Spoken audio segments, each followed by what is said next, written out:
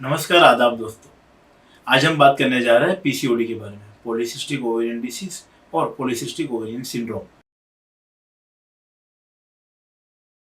ये किसी डिसीज का नाम नहीं, ये कोई एक रोग का नाम नहीं है कि दवाई दिया और मिट गया। बेसिकली ये एक सिंड्रोम है। सिंड्रोम तभी बनता है जब वो लाइफस्टाइल से जुड़ा होता है। पीसीओडी, पॉलीसिस्टिक ओवेरियन सिंड्रोम, बहुत सारे छोटे छोटे सिस्ट ओवरीज में बन जाने के कारण से पीसीओडी का निर्माण होता है। सादी भाषा में कहा जाए तो महिलाओं के अंदर बाज़ मरतबा पुरुष हार्मोन के बढ़ जाने के कारण से जो डिसीज डेवलप होता है उसी को पीसीओडी कहा जाता है। सोनोग्राफी के अंदर देखने जाए, मालाओं की रचना के आकार से, मोतियों की रचनाओं के आकार से जिस मुताबिक ओवरीज के अंदर सिस्ट डेवलप हो जाती है उसी को पीसीओडी कहा जाता है। बेसिकली स्त्रियों की जो साइकिल है वो या तो 28 डेज या तो 30 डेज की रहती है। क्लिनिक के अंदर आने वाली बहुत सारी महिलाएं ये फरियाद लेके आती है कि हमें पीसीओडी है। जब हम पूछते हैं कि आप क्या समझते हो पीसीओडी को, तो कहते हैं बस हमें पीसीओडी है, ऐसा लग रहा है, इसीलिए मेंसेस इरेगुलर है। जाने अनजाने में वो सही होते हैं, पर वो होता क्यों है? बेसिकली पीसीओडी रिलेटेड है हमारी लाइफस्टाइल के साथ।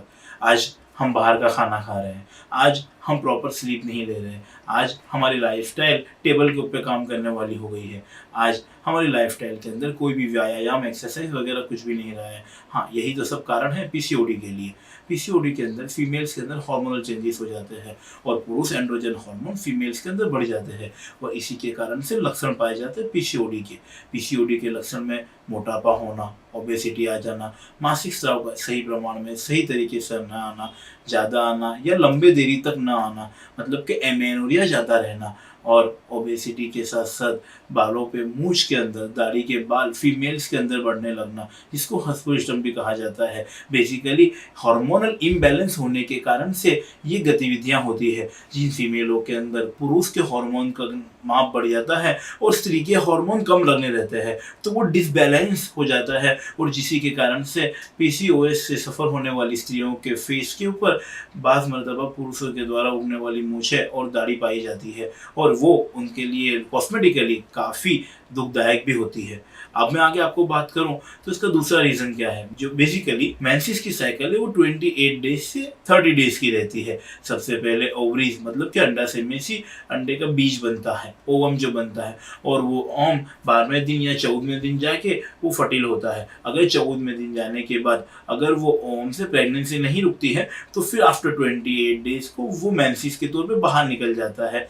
बट जो ओवम 14 डेज को पहुंच जाता है उस ओवम को प्रॉपर तरीके से हार्मोनल ग्रोथ न मिलने के कारण से वो वहीं पे अटक जाता है और जब वो अपनी साइकिल में उसी एक जगह पे स्टक हो जाता है तो वो सिस्ट बन जाता है। ऐसी ढेर सारी सिस्ट की रचनाओं से जो ओवम का जो हमें पिक्चर मिलता है वो पीसीओडी का कहा जाता है।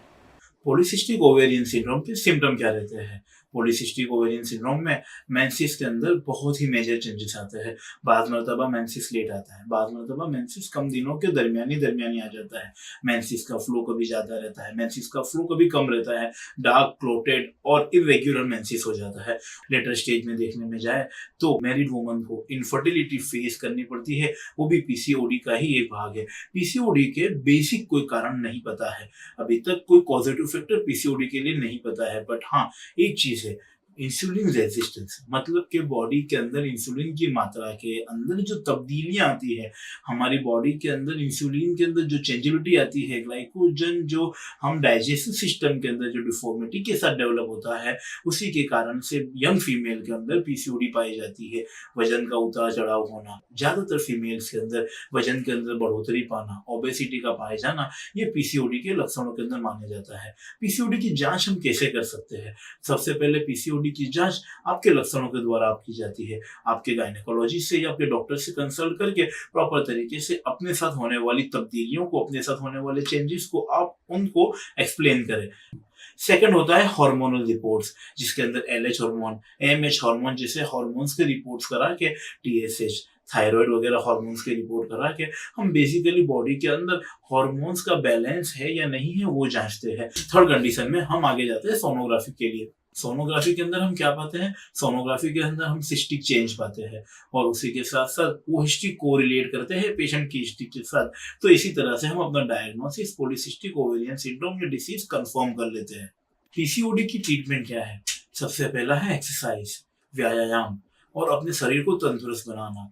बेसिकली दौड़ते रहना, तंदुरुस्ती के साथ रहना और अपने आप को फिजिकली फिट रखना, ये पीसीओडी के सबसे पहला ट्रीटमेंट पार्ट ऑफ ट्रीटमेंट है। सेकंड थिंग है वो है हार्मोनल पिल्स और हार्मोनल थेरेपी। वो आपके डॉक्टर के द्वारा सूचित किए प्रिस्क्रिप्शन के ऊपर आप उनसे कंसल्ट करने के बाद ले सकते हैं।